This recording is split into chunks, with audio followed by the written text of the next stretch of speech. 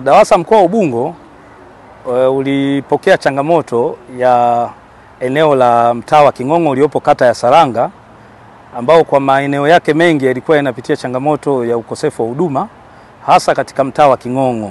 Kwa hiyo kulilazimika kufanyika usanifu wa kuweza kuona namna ya kuweza kuzihudumia hizo kaya ambazo ziko 1300 zilizokuwa zina usomaji wa sifuri kwa zaidi ya miezi 6. Huu mradi umbali wake unachukua kilomita 3.6. Ni kutokea eneo la Kimara Mwisho, barabara ya TRA kuelekea hadi barabara ya King'ong'o, lakini utaenda kukomea eneo la mtaa mdogo wa King'ong'o wa BC. Hii kazi inaenda kujibu hoja pia kwa kaya zaidi ya 4000 ambazo zenyewe zimegawanyika katika mafungu mawili. Itajibu hoja za wale ambao wana usomaji sifuri, kwa maana kutokupata huduma kabisa kwa zaidi ya miezi 6, lakini pia itaenda kujibu hoja kwa hao wana usomaji hafifu, kwa maana usomaji mdogo, na kuboresha vizuri huduma kwenye hayo maeneo. Nawashukuru serikali kwamba wameniletea mradi huu wa Kimara King'ong'o. Tunashukuru sana. Kwa hiyo tuna matumaini makubwa mno sana kwa ajili ya huu mradi wa Kimara King'ong'o.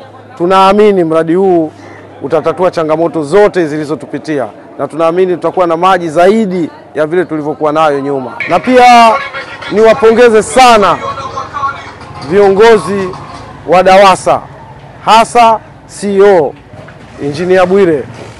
Kila ukimwambia alikuwa anatusikiliza, na yeye mwenyewe amefika huku mara nyingi sana na akatoa maamuzi hayo. Namshukuru sana, lakini nashukuru pia maengineer na watu wote walioshiriki katika mradi huu. Yaani tulikuwa na changamoto kubwa sana kuhusu maji.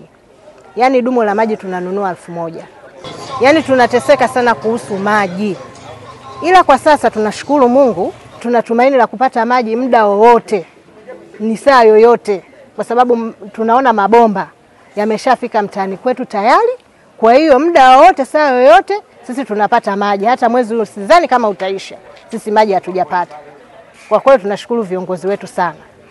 Tuna matumaini makubwa sana mradi huu kama wananchi wa King'ong'o, kwa sababu changamoto imekuwa nyingi ndani ya mwaka mzima, kutoka mwezi wa 8 mwaka jana mpaka mwaka huu.